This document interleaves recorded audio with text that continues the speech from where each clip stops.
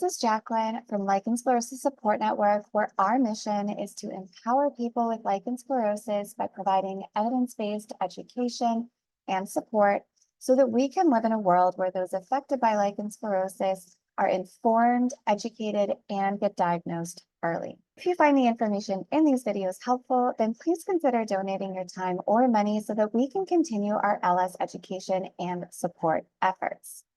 All right, so in this video, we are going to be talking all about emollients. If you've been following me for a while, you know that I am obsessed with emollients. I have tons of videos on my YouTube channel. I've made a video on emollients, balms, salves, etc., on LS Ascends videos, and everything that I've done on this topic is going to be linked in the description box below. So definitely be sure to check that out. But for today's video, we are going to be answering some of your most frequently asked questions that aren't addressed in those other videos. So questions like, how often should I be using my emollient? We're also going to address how much emollient you should be using. Are there any contraindications with other kind of medications? Can you use them with steroids, etc.? We're going to be addressing all of that today. As always, be sure to like this video and subscribe to our channel so that you don't miss out on any more lichen sclerosus content. Okay, but first of all, what is a vulvar emollient? If you are kind of new to LS, this may be your first encounter with the term, and you may be wondering what the heck we are talking about. Now, it's really quite simple. An emollient is essentially a moisturizer, but when we're talking about it, it's not a moisturizer for our face, for our arms, it's a moisturizer for our vulva. The term emollient really just means to hydrate and soften skin, right? So we are looking to hydrate and soften the vulvar skin. So let's chat a little bit about the importance of emollients. So in my opinion, emollients should be a part of everybody's LS management plan. Now, why is that? Well, for one thing, a lot of us are going to be on topical corticosteroids, clobetasol, halobetasol, mometasone, betamethasone, any of these types of steroids. They are known to have a very slight drying effect on the skin. Now, dry skin tends to be itchier, tends to be more prone to irritation and discomfort. So we definitely want to offset any kind of dryness to our vulva down there. So that's one main reason to use our emollients. Another reason to use an emollient is that emollients are there to hydrate, soothe, and protect our skin, all three of which are incredibly important with lichen sclerosus, right? We want to make sure that our vulvar skin we have a product that can help soothe it, that we are able to protect it and keep it hydrated. The more hydrated and soft it is, the more elastic and less prone to fissuring and cracking it may be, right? So these are really additional reasons why we want to bring an emollient into the mix. And then the third reason that, we may want to include emollients in our plan is that in conjunction with your treatment plan, like the topical corticosteroid, they can help prevent fusing.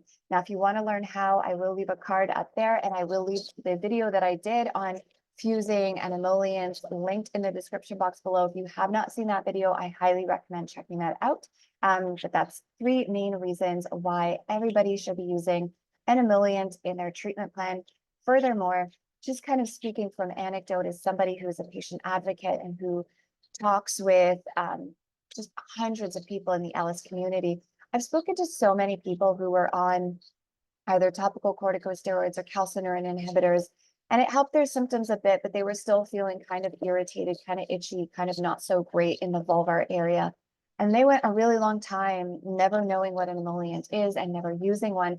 And when they learned about it and they incorporated it into their plan, they told me it was like such a huge difference and that they would really recommend everybody using one. And as do I. I tell everybody with lichen sclerosus to definitely incorporate a vulvar emollient into your plan. Okay, so what are some examples of vulvar emollients? Well, it can be as simple as one ingredient products. Think of things like plant-based oils, right? So coconut oil, vitamin E oil, rosehip oil. Some folks use olive oil, emu oil. There's so many types of like single ingredient oils that a lot of folks like to use. These are really nice because they tend to be on the cheaper side. They're quite accessible insofar as All you usually need is a grocery store or a health food store to acquire them. You don't have to order online and wait, or pay heavy shipping fees. These are things that you can get in your own kind of neighborhood, so to speak. So they can be nice for that reason. The other reason they can be nice is just that they're one ingredient. So if you have a poor reaction to one of your, let's say you use coconut oil and you have a poor reaction to it, then coconut oil is an ingredient that that doesn't agree with your vulva that you might want to leave out. Now, if you have a product that has, say, 5, 10, 20 ingredients and you have a reaction, it's so much harder to discern which of those ingredients was the problem ingredient that led to the irritation or the reaction that you had. And maybe it was actually a couple of those ingredients. It's harder to say. That said, there are, as I mentioned, products on the market that are vulvar emollients that are made for people with lichen sclerosus or vulvovaginal diseases.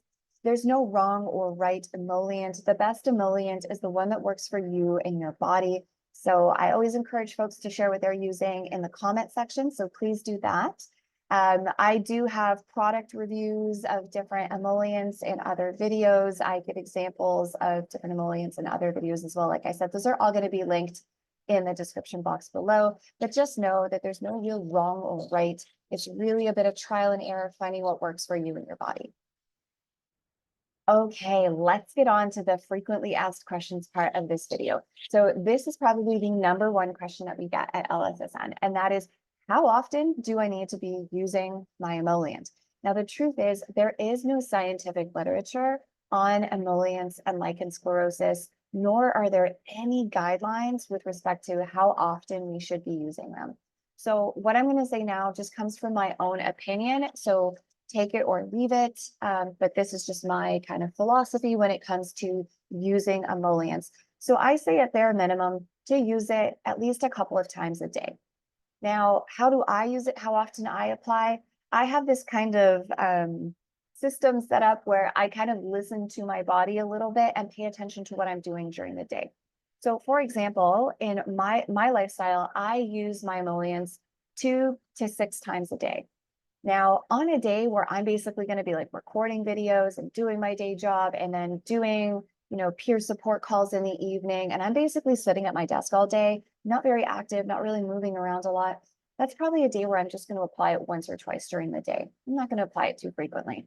Conversely, on a day where I'm, say, going to the gym and then I'm running errands and then I'm going downtown to have lunch with a friend and then I'm coming back home and then in the evening I have an outdoor concert to attend, something. I'm very busy, I'm very active, I'm moving a lot. Now that's a day where I'm probably going to be applying my moisturizer, my vulvar emollient a lot more, anywhere up to 6 times a day. You can't really overuse these products, right? It's not a medication proper. So there's not really, it doesn't really come with the same types of risks and harms that, say, medications proper do. So anywhere, 6, maybe even more sometimes if I'm super active. And that's how I kind of gauge how often I'm going to be using my vulvar emollient. Now, the other thing that I take into consideration is simply, how does my body feel? Do I feel drier than normal? And if I do, I'm going to apply it more. So just to give an example, right, kind of like that week before I menstruate, I get incredibly dry. I don't know why. I have always been like that. Even as a teen, when I was menstruating that week before, it's like my body just shut off all lubrication and I'm dry like the Sahara Desert. So during that time, even if I'm sitting, just because I'm feeling more dry, I'm still going to apply it a little bit more often. So I gauge it based on how I'm feeling and what am I doing. The more active, the more I apply, the more dry I feel, the more I apply. All right. Probably the second most common question that we get at LSSN is, can you use emollients with your steroid? How long do you have to wait after putting on your steroid? And questions around kind of steroid use and emollient use. So again, just to be super transparent, there's no literature, no exact guidelines on using emollients with steroids. What I'm going to share comes from my lived experience, my personal opinion, as well as the opinions of experts in lichen sclerosus, whom I've had the pleasure to learn from at different medical conferences around the world.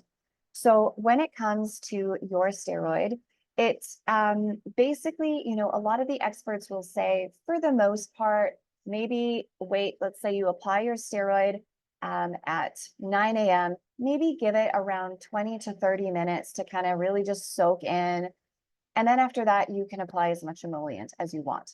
Now, that's just kind of like a standard if you want to be extra cautious.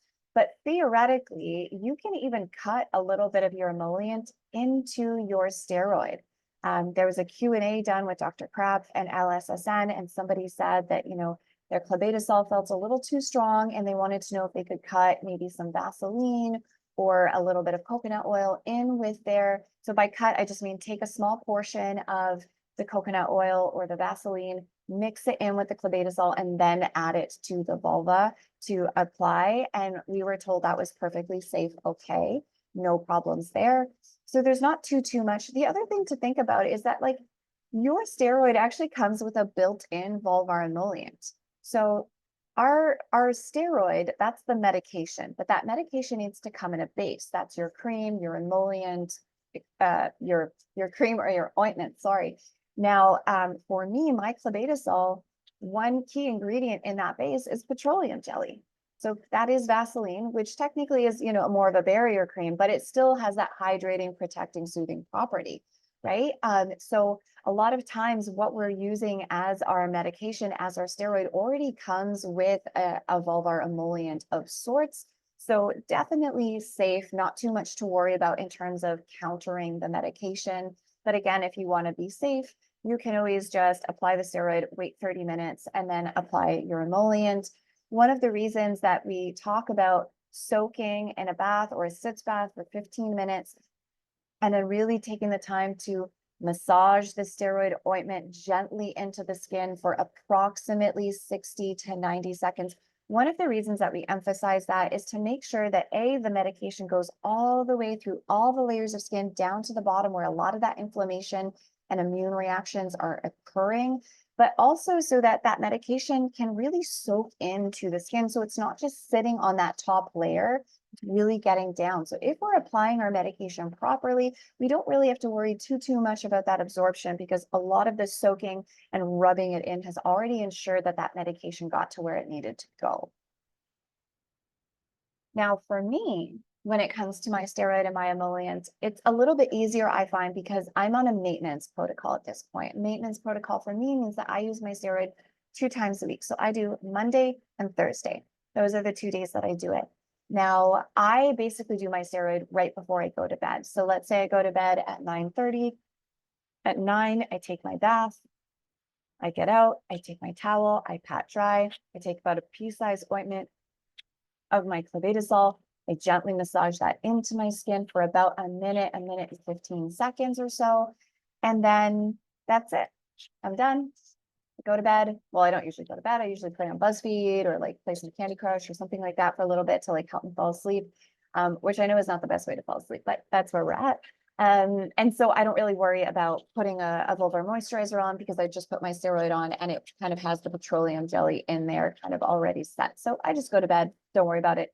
During the day, during the evening, I apply as much emollient as I want. Another question that we get asked commonly is where should you be applying your emollient? So again, no real guidelines, but how I do it is I essentially apply it to the same areas that I would apply my steroid, which is kind of that inner vulvar area, the non-hair bearing parts of the vulva. So I apply around the clitoral hood. I apply along the labia minora, or where they would be because I don't really have labia minora anymore, kind of around that vaginal opening and a bit on the perineum. And that's kind of it. I personally don't really do the labia majora. I definitely don't do that mons pubis area, that like triangle that kind of sits between our hip bones. I don't do the hair bearing parts of the vulva. That's kind of how I do it. Although even if there's going to be some transfer, especially with the coconut oil, because it can be a little bit, runnier. That's okay if it gets on there, but I just don't explicitly like take my coconut oil and put it on the mons pubis or the labia majora. How much emollient should you be applying? It's a great question. And truthfully, I think it's going to kind of depend on everyone. I'm in the camp of I apply a very minimal amount, but I'd rather apply it more frequently. So, I don't really have any measurement at this point. I kind of just know by eye how much I use, but it's really not too much. Maybe, if I use a pea-sized amount of clobetasol, maybe I'm doing about double that amount, give or take. One thing you don't want to do is apply too much either, because when you apply too much, then you can get it where it's really like dripping down your thighs or getting on your clothes. So for that reason, you know, and a lot of people talk about like, I don't want it staining my clothes. I don't want it getting on my clothes. So for that reason, I tend to apply a more conservative amount more frequently instead of like a huge glob of it where it might actually get on the clothes and stuff. So funny story about this. One time I was going to the gym and I decided that I was going to wear a very, very light pair of baby blue leggings. I mean, very, very light, right? And so I was going to the gym. I was planning on a big leg workout. And so I went and I took a nice amount, a lot more than I usually do, of coconut oil and just slathered it on and went out the door, walked to the gym, got there. I was doing hip thrusts. And so I set up to do my hip thrust. And with my first hip thrust, and the hip thrust where I do it in the squat rack, I've got like a mirror right in front of me. And so I go to do the hip thrust and I see my reflection in the mirror, and dear Lord, it looked like I peed my pants. Like it was all like just wow. Um, but I stayed, I did my workout. I didn't care. I was like, too bad, they can think what they want. I'm going to do my workout. And I did it. But moral of this story is, you know, be cautious about how much you're applying, especially emollients, like when they're like, you know, those single ingredient oils, they can run a bit more. If you're worried about that, you might want to go with something like a balm or a salve or even a barrier cream. These tend to be thicker than emollients, so they can kind of stay on the vulva a little bit better than, say, a runnier emollient. I do have a video that I did for LSSN on when you should use a barrier cream, a salve, a balm, and an emollient. Link that, of course, below. And of course, again, that caveat that everything that I'm saying about how often you should apply and everything like that, this all pertains to emollients, balms, salves, and barrier creams. Okay, let's chat really briefly about contraindications. So are there things that you should not use an emollient with, other medications? So we talked about steroids, and I said that for the most part, that's pretty safe, but that if you really wanted to be like super cautious, you could wait 30 minutes after you apply. But some of us apply other medications to our vulva that are not steroids. So for example, some of us may be applying numbing agents and pain to numb out pain and itch, like topical lidocaine. Some of us may be on topical testosterone or topical estrogen, etc. Now, if you are applying any other topical product to the vulva and you're concerned about absorption and how the emollient may interact with those medications, I highly recommend calling your pharmacist. They are going to be the best resource to know about absorption and any kind of contraindication, and they'll be able to guide you on that. So questions about that, go see your pharmacist. All right, so that is it for this video. I hope you learned something new. If you have questions about emollients that were not addressed in this video and you want a part 2 where I address more frequently asked questions about emollients, please drop them in the comments. I'll make a little spreadsheet and we'll go and make another video on that for you. But that is it for this one. We will catch you in the next one.